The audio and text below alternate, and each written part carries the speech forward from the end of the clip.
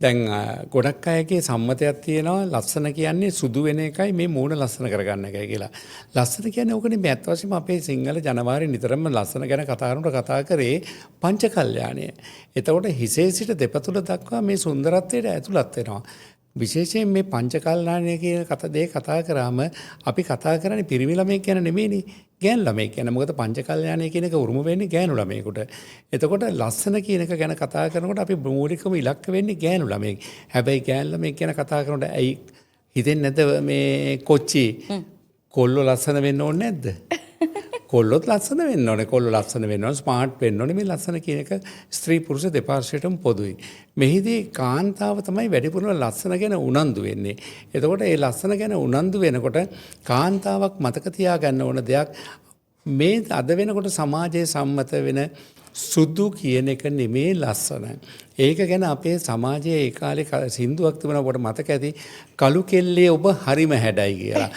ඒ කියන්නේ සුදු කෙල්ල විතරද ලස්සන? කළු කෙල්ලත් ඔබ සොයනා කළු කෙල්ලමමයි කියලා තිබුණා. ඔබ සොයනා කළු කෙල්ලමමයි. ඉතින් ඒ නිසා කළු කෙල්ලට හොඳ ඩිමාන්ඩ් එකක් තිබුණා. මෙතන සුදු කළු ભેදයක් නෙමේ තියෙන්නේ. තමුන්ගේ පවතින සුන්දරත්වය, තමුන් උපතින් ගෙන සුන්දරත්වය, තමුන්ගේ සුන්දරත්වය තමුන්ගේ සිරුරේ පැහැපත් භාවය වෙනුවෙන් ආකර්ෂණය වෙනුවෙන් පාවිච්චි කරන විදිය තමයි වටින්නේ. මෙහිදී හිසේ සිට දෙපතුල දක්වා හිස කෙස් ගහේ සිට මූණේ කාන්තිය තොල් ඒ වගේම සිරුරේ පැහැය අත් දෙපා ඒ වගේ මේ සෑම දේම ලස්සනට ගෑනු ළමෙක් විසින් නඩත්තු කළ යුතුයි.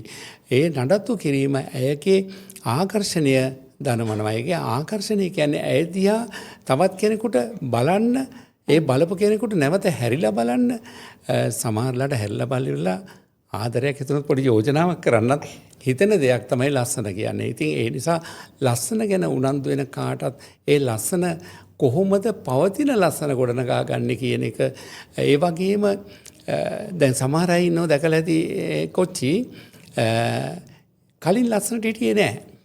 නමුත් ටික දවසක් යනකොට අඳුරන්න බැරි තරම් මේ ළමයා වෙනස් වෙලා.